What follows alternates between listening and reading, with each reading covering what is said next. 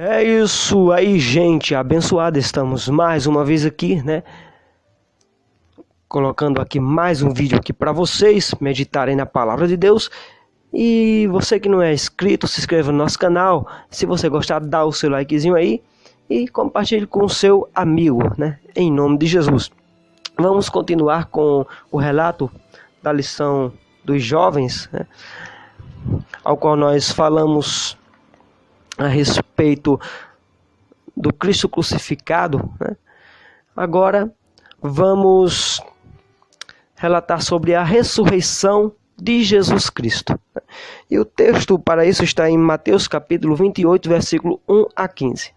E o texto do dia é o seguinte: Ele não está aqui, pois já ressuscitou, como tinha dito, vinde e vede o lugar onde o Senhor jazia. Interessante esse versículo. E a síntese é: se Jesus Cristo ele não fosse ressuscitado, a nossa fé seria vã. E para concluirmos esse relato aqui, né, essa lição ela vai nos mostrar, né, a respeito da ressurreição de Jesus, né, como ela foi designada, né. Vamos acompanhar os sinais que assim comprovam a veracidade da ressurreição de Jesus. E também a relacionar algumas evidências da ressurreição de Jesus e apontar algumas evidências históricas da ressurreição de Jesus. É isso que a lição ela pede para assim fazermos. Interessante a introdução, né, onde nós vamos enfatizar aqui que se Jesus, né, olha só, a maior prova da divindade de Jesus é a sua ressurreição. O comentário nos diz, a introdução: os adversários do cristianismo se utilizaram de vários argumentos para anular, né, ou até hoje eles utilizam, né, para anular a veracidade, né, da ressurreição de Cristo. As evidências diretas somente podem ser comprovadas por quem as presenciou. No entanto, as evidências circunstanciais podem ser constatadas pela própria história, né? Sabemos que há muitos relatos na Bíblia em que muitas pessoas presenciaram esse fato em relação à ressurreição de Jesus. Vemos dentro desses fatos algumas mulheres, alguns dos discípulos, a aparição de Jesus aos discípulos logo após a sua ressurreição. Tudo isso comprova a veracidade dos fatos. E diante desses fatos aqui, vamos para o primeiro ponto. A ressurreição de Jesus é acompanhada de sinais. Em Mateus 28, 1 a 7, você vai acompanhar. E a aparente vitória dos líderes religiosos. No sábado, o dia seguinte ao da preparação da Páscoa, considerado sagrado pelos judeus, tudo parecia estar perfeito para os principais líderes religiosos. Aparentemente, seus planos contra Jesus, né, estavam muito sendo assim perfeitos para eles, né? Ou seja, teria dado certo. Eles haviam persuadido a Pilatos, né, inventando a Pilatos que os discípulos poderiam roubar o corpo de Jesus e assim inventaram uma ressurreição. Por quê? Porque eles sabiam que Jesus já havia predito, né, que isso iria acontecer, que ele ia ressuscitar. E os principais, os sacerdotes, os fariseus, né, eles estavam lembrando disso. Agora os discípulos não, como eu falei no vídeo anterior, né? E isso é um fato decorrente a respeito dessas coisas. Os discípulos eles estavam agora atônitos, estavam perplexos. O comentário aqui nos diz, né? Eles haviam deixado seus próprios projetos de vida para acompanhar Jesus. Agora estavam dispersos, amedrontados e desolados, né? Conforme Jesus também já havia predito a respeito do que os discípulos iriam cada um ser disperso para o seu lugar, né, após a ressurreição de Jesus. Porém, Jesus alertou a eles que continuassem perseverantes na fé. As autoridades romanas, religiosas e judeus, eles agora parecia que tudo agora estava voltando a ser como antes, onde ao qual eles viviam, né? Por terem anulado Jesus, né? Por ter tirado Jesus do caminho, vamos dizer assim. Porém, eles estavam mais do que enganados, pois essa aparente alegria deles iria se acabar. Agora vamos citar uma evidência aqui. No segundo subponto, Maria Madalena e Maria vão até o túmulo. No versículo 1, você observa esse relato. As mulheres tiveram um papel importante no ministério de Jesus, na sua paixão e ressurreição. Todos os evangelhos destacam a atuação delas durante a crucificação, a morte e o sepultamento e a ressurreição do Messias. O destaque dado às mulheres era algo incomum na cultura judaica, para quem Mateus escreveu o evangelho que leva o seu nome. Ora, para você ver o tanto da exclusão que eles tinham a respeito das mulheres, mal citava nas suas escrituras, em seus contextos, em relação à mulher. Porém, Mateus ele teve o prazer e o caráter inspirado pelo Espírito Santo a citar essas mulheres, a importância do papel que essas mulheres tiveram no ministério de Jesus, pois Maria Madalena e Maria, elas presenciaram, elas foram até o túmulo de Jesus, já que elas estavam na crucificação observando de longe, agora elas estavam de perto, lá no sepulcro de Jesus. Porém, elas não sabiam que o sepulcro já estava vazio, Jesus já havia ressuscitado.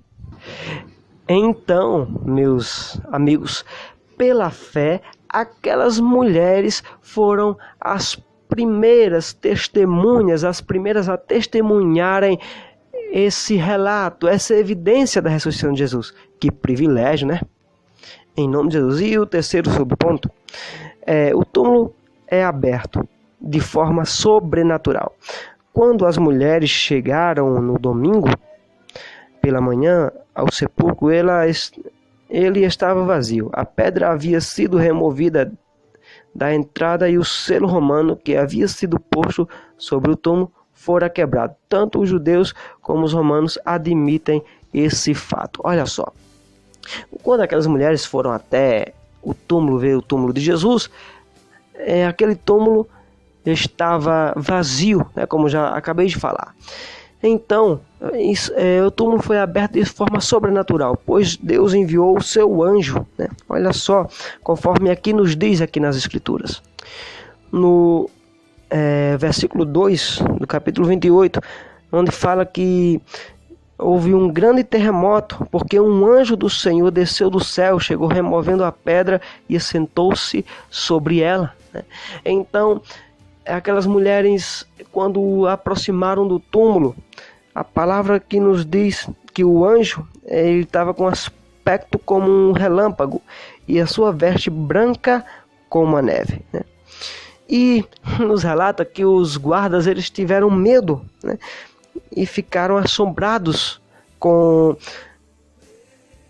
aquele evento, né? Eles estavam como mortos por causa daquele evento. E eles correram e foram denunciar aos sacerdotes tudo aquilo que ocorreu, que eles viram.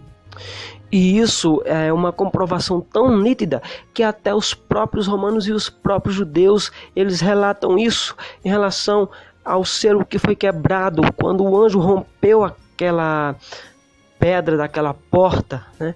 Então isso é um fato comprovado, né, sobre a ressurreição de Jesus. E também a respeito do terremoto, né, que deu, Mateus relata que não foi um caso assim, algo casual, nem assim repentino, mas foi um terremoto tão imenso que foi sobrenatural, porque ao anjo que desceu do céu, então a terra começou a tremer, né? É esse o relato diferencial sobre esse terremoto. E segundo ponto, as evidências da ressurreição de Jesus, a ressurreição de Jesus ao terceiro dia. Esse é um fato bastante polêmico. E os fatos aqui nos dizem Algumas pessoas questionam a veracidade do relato da ressurreição, afirmando ser contradizente ela ter ocorrido no terceiro dia. Jesus foi crucificado, morto e sepultado rapidamente na sexta-feira, antes do pôr do sol. O pôr do sol é o começo do dia seguinte para os judeus, e a ressurreição ocorreu no domingo, antes do nascer do sol. Portanto, Jesus morreu na sexta-feira e passou a noite e o início do segundo dia, né? O sábado, que é o sábado, no túmulo. Então, quando chega o pôr do sol do sábado, que já é o início do terceiro dia, e antes do sol nascer no domingo, ele ressuscita. Portanto, considerando a forma de contar os dias e noites dos judeus, não há contradição quando afirmamos que Jesus ressuscitou ao terceiro dia. Isso é um fato inédito e marcante.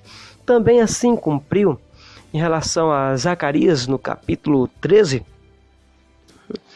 quando Jesus ele declara, né, ao estar conversando com seus discípulos, então Pedro é avisado. Jesus diz no versículo 31, todos vós esta noite vos escandalizareis em mim, porque está escrito, ferirei o pastor e as ovelhas do rebanho se dispersarão. E isso está escrito, meus amigos, em Zacarias 13:7, cumprindo esta profecia. Olha só, mais uma evidência. Agora o segundo subponto do ponto 2, que diz assim, a aparição de Jesus para as mulheres. O anjo do Senhor diz às mulheres que Jesus havia ressuscitado. Ele também pede que elas anunciem este fato aos discípulos, pois o mestre iria encontrá-los na Galiléia. Mas Jesus as surpreende enquanto elas caminhavam para cumprir as ordens recebidas. Ele vai ao encontro delas e as saúda. Elas imediatamente caem aos pés dele e o adoram. Mateus destaca o fato de que as mulheres abraçaram os pés de Jesus. O mestre repete a ordem dada pelo anjo e as encoraja a não temerem. Ora, essas mulheres elas foram as primeiras testemunhas, né, a sim anunciarem a ressurreição de Jesus. E Jesus pediu para elas não temerem, pois os discípulos também iriam enfrentar esse problema em relação à ressurreição de Jesus, onde as autoridades religiosas ameaçariam os discípulos se eles anunciassem a ressurreição, eles iriam morrer. Mas mesmo assim, os discípulos tiveram coragem e anunciaram. E olha o terceiro subponto aqui. A trama para esconder o fato da ressurreição. Nos versículos 11 e 15 nos acompanhe. Enquanto as mulheres vão até os discípulos para dar as boas novas, os soldados que guardavam o sepulcro vão até os príncipes dos sacerdotes, aquilo que eu te falei logo há uns minutinhos atrás. Eles iam até os príncipes dos sacerdotes para contar o que havia ocorrido. Então eles se reuniram com os anciões para tomar uma decisão a respeito do assunto. A deliberação do conselho foi mentirosa e desonesta. Pagar propina aos soldados para que eles mentissem a respeito da ressurreição de Jesus, né? Olha só, os sacerdotes eles pagaram propina aos soldados para eles mentirem, para os soldados mentirem, dizendo que adormeceram os discípulos, chegaram lá e roubaram o corpo de Jesus. Olha só esse fato mentiroso, né? E o fato de os soldados romanos terem sido enviados para guardar o túmulo deu mais credibilidade à ressurreição de Jesus. Quem poderia retirar o corpo de um túmulo que estava lacrado e guardado por um destacamento romano? Os chefes dos sacerdotes e os fariseus que haviam feito o pedido a Pilatos para guardar o túmulo de Jesus, sem querer, acabaram por colaborar com a comprovação da sua ressurreição. Olha só, não preciso mais nem comentar essa parte, né? Que é notório e evidente esse fato em relação a essa evidência. E o terceiro subponto é as evidências históricas da ressurreição de Jesus. A Igreja de Cristo, um fenômeno histórico. Como os sacerdotes e os demais líderes religiosos judaicos não podiam apresentar o corpo de Jesus, restou-lhes ameaçar os discípulos de morte se anunciassem a ressurreição.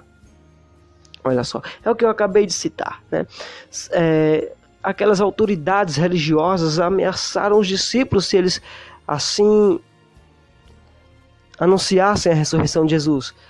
Eles ameaçariam de morte. Mesmo assim, os discípulos enfrentaram aquelas adversidades e assim prosseguiram anunciando o evangelho do Senhor Jesus. E aqui fica essa questão aqui para você.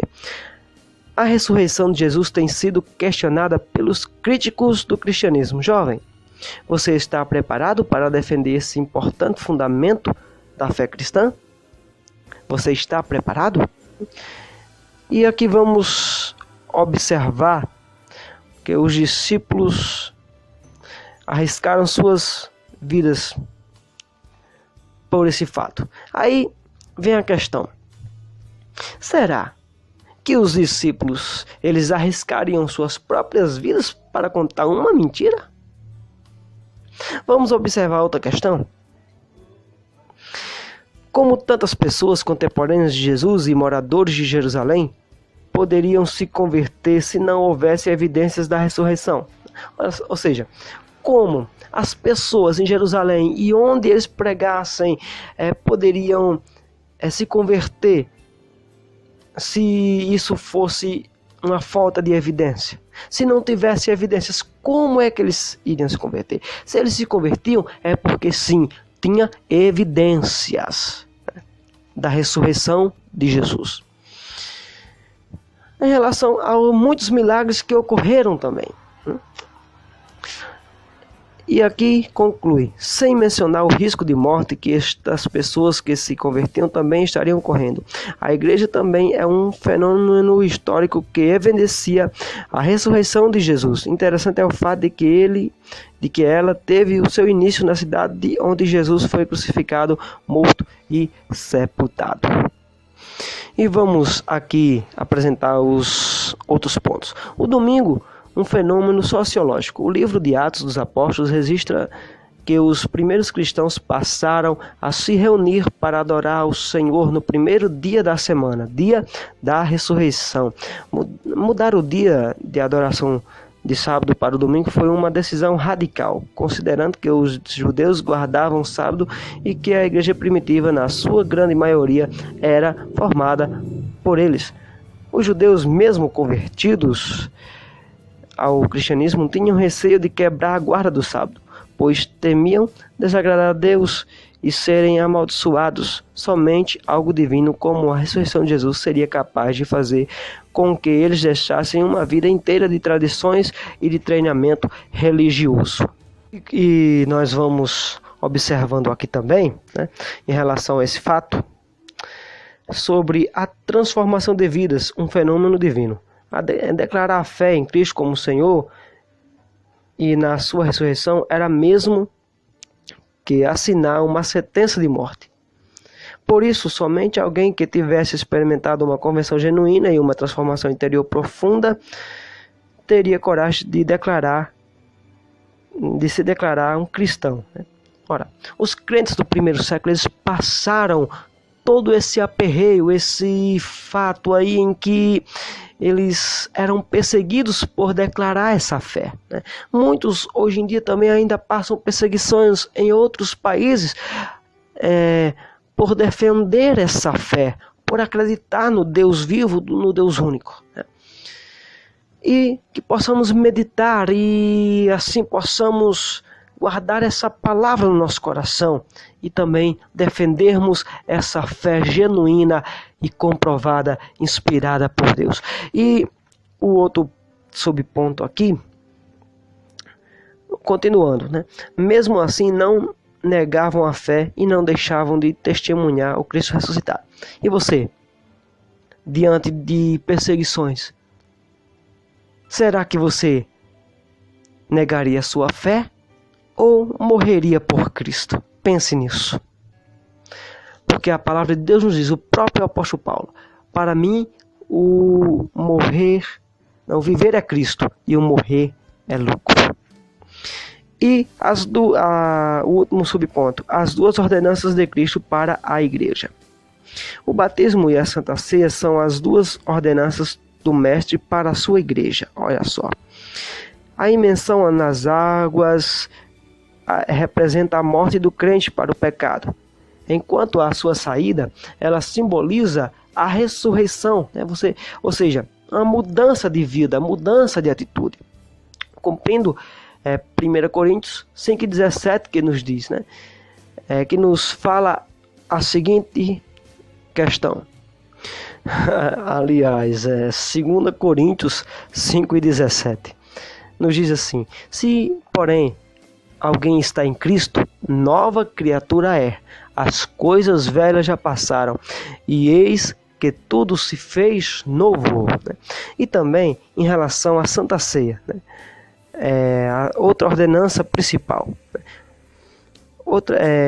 A outra ordenança de Cristo para a igreja é a Santa Ceia. Esta ordenança possui dois elementos que são simbólicos da morte e do derramamento do sangue de Jesus pelos pecados da humanidade.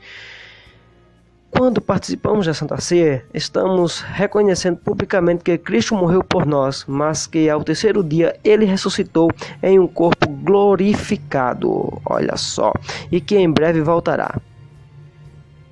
A Santa Ceia também é uma das evidências da ressurreição de Cristo, enquanto Ele morreu pelos nossos pecados e ressuscitou, nos abrindo a porta para nós alcançarmos a salvação. É isso aí. Que Deus abençoe, que Deus nos ajude, e lembre-se, o Senhor é a nossa força.